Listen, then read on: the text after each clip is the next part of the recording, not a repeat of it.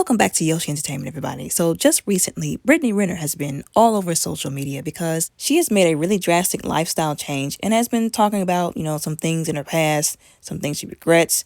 To kind of summarize it, I guess, in a nutshell, basically she was saying that she regrets her lifestyle that she had, of course, sleeping around with a bunch of high profile, if you will, men, basketball players, etc., not valuing herself, not having self-worth, not having integrity, not gatekeeping who she sleeps with, and she said that in so many words, listen, you can go out and do this if you want to, but there are consequences that come with that. Now, let me address that first. So I'm very adamant and very serious about waiting until after marriage to have sex and promoting waiting until after marriage to have sex, not being so sexually active just because you can and you want to, sleeping around with all these people, because it's not just the consequences like now you've got a baby and because you chose to just sleep around with random people just because of the sex of it all, the lack of self-control. Now you have a child with somebody who does not want to be a parent. So now you're screwed because you're raising a child by yourself, and that child is now screwed because they need that other parent in their life. And I've said this before on this channel. My number one concern is always going to be for those kids. But back to the main point. Now you've got a child for somebody who's not going to help you raise them properly. You've got all these soul ties that you have made with these people. And that goes for both men and women. So let's not ever get it twisted, fellas. Like just because you feel like you're the less emotional out of men and women, that you won't still be affected by sleeping with all these women. And let's also not forget that STDs is still a thing. Like, I don't understand why some people sleep around the way that they do with the risk of STDs. Like, I will never understand how people, like I said, just move that way without thinking about this stuff. But anyways, she was saying, basically, and people were saying, well, she needs to keep saying this so that, people, especially young women, can understand that if you're going to go into this lifestyle, that this is what you can expect when you get older. Now, a lot of people were saying, like, there was an interview that she sat down and had with a young woman. I guess she's like a Red Pill podcaster named Pearl, some other young women, and Andrew Tate, of all people.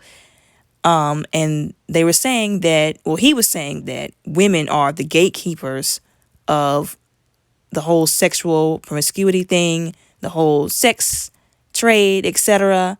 But I'm the type of person who likes to put accountability everywhere. Yes, women can control who they have sex with, who they don't have sex with, but that's not including when men decide to take it. And that's not also, I feel like, putting any accountability on the men who got up and chose to go sleep with those women. So I'm a full accountability, everybody can get it type of a person, because it takes two people to sleep with each other. But she did acknowledge, like I said, that she made mistakes, that she had decisions that she made, that she chose to make, that she's now reaping the consequences of today. And that, yes, she had some issues with her self-esteem, her self-worth, just giving herself away. But at the same time, these were decisions that she made. And I'm going to double down on that. Because a lot of women in the past have said stuff like, oh, women empowerment, like we can wear what we want to, we can do what we want to, we can sleep with who we want to. But it is not women empowerment to exploit yourself, because essentially that is exploiting yourself. Wearing, scantily clad outfits, if you will, and I'm not trying to shame anybody, sleeping with whoever you want to just because some men have did it. Like, that's not women empowerment. That's exploitation. That's you operating in a lack of self-worth, integrity, self-control. Like, we have to get our self-control back, our self-worth, and do better. But it would start with, like I've always said, parents who teach us how to do better. Because, yeah, you can say, oh, yeah, she chose to do X, Y, Z. But having two parents that actually gave a crap and that was raising her properly and teaching her how to be a young woman, a father who taught her, this is how you should be treated and respected as a young woman, and this is the kind of man that you should go for, or that you should, allow in your space. If some of these young women had that, they wouldn't be making these awful decisions to begin with. Although I'm not absolving them of any, bad decision making. You know what I'm saying? Now, on the other hand, a lot of people are calling hogwash on Brittany Renner's, change in behavior, her change in outlook on this lifestyle that she's pursued in her past, because she's 30 and a lot of people are saying the only reason why she changed was because she's 30 and she realizes that she's not going to be young forever, that unfortunately in society we have this idea that people have been pushing that, once you get a certain age as a woman, you're devalued, which I think that's such a garbage way of thinking. But that is the way a lot of people think these days. I don't think it's right at all that a woman's age should be her value. But this is how a lot of people think, and this is what a lot of people accept. And as I said, a lot of people think she's only come to this conclusion that she has because, like I said, she's 30 and she knows that a lot of men aren't going to want, I guess, to be involved with her because there's always a new 18-year-old to mess with, a new 21-year-old to mess with, which, like I said, is pretty messed up, but that's the way it is, unfortunately. And I can understand why some people would say that. Some people feel like people only learn from their decisions after they only have the option of learning from said decisions. Like I said, I can understand why people are, attributing that to her, and a lot of women are not. They're not buying it because they're saying you literally just last year was on something different, And so I honestly believe that a lot of the men will go for what she's saying, because in one of her videos that she made just recently, she was talking about her taking accountability. And a lot of the men love to hear women say that. And I'll, of course, admit that there's not a lot of women who do take accountability, but don't ever get it twisted. Just because you see all these women on the internet, like Brittany Renner, who haven't taken accountability maybe most of their lives, doesn't mean that all women are like that. I feel like these podcasts, these people, they are the source of a lot of sweeping generalizations that I absolutely hate. And a lot of people have put these generalizations on both men and women. Like I said, don't ever get it twisted. Not all women refuse to take accountability for the mistakes that they make, for the bad decisions that they make. And Brittany Renner is not the first woman to have a lifestyle change like this, to see the error of her ways and then try to turn a new leaf.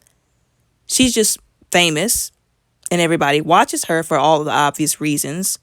And that's what I think rubs me wrong as well. I don't understand why people are doing backflips at Brittany Renner and her lifestyle change. Don't get me wrong, I'm glad that she seems to be doing the right thing or trying to do the right thing, like I said, and turn her ways around. Don't get me wrong, I'm not upset about that. I'm glad for her if it's genuine, especially if it's genuine.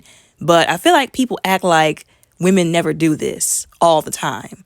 Just because you never see it publicly or on social media does not mean there aren't women out here every day trying to do the right thing, trying to turn their actions around. You know what I'm saying? And also, I feel like these understand these people on their podcasts, these women that do these interviews, they are a very small portion of the world, of the population.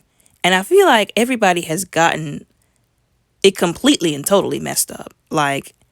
Not every woman conducts herself the way some of these women have conducted themselves.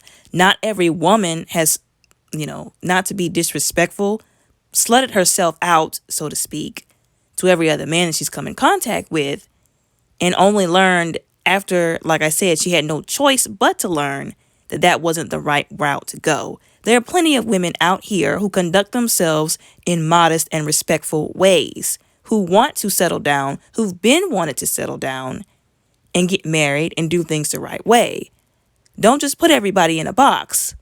Be willing to open your eyes and not let social media be, your only source and cloud your judgment to the point where you take that mindset to women who might actually want to settle down and get married, men who want to settle down and get married, because you're so used to what you see online that you can't fathom somebody else being any other way.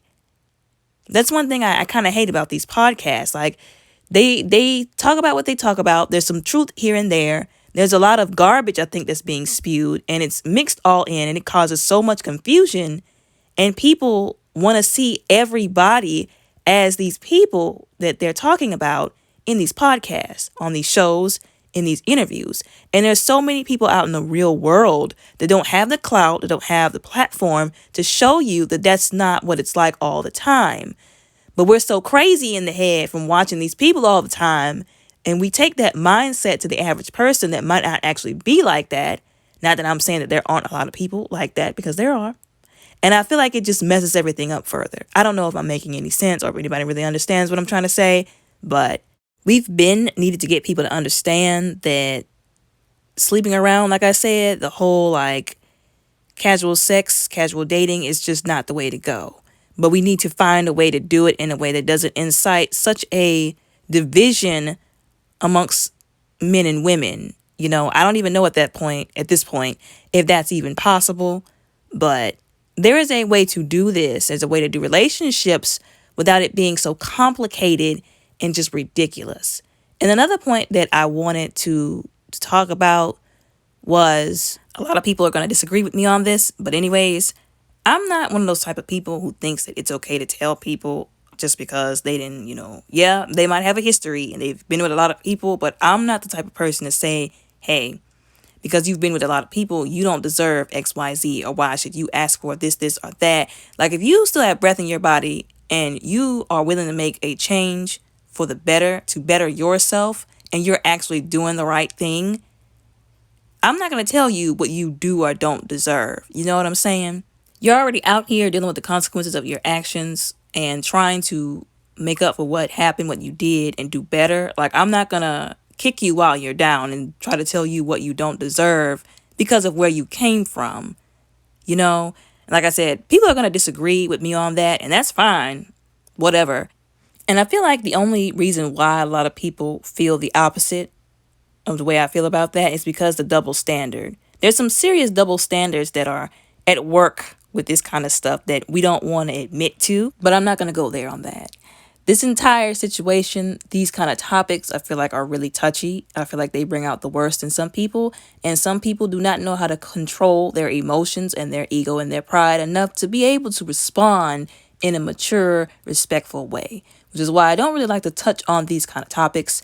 Sometimes my viewpoints are very different from other people's, and I feel like we have the right to have different viewpoints.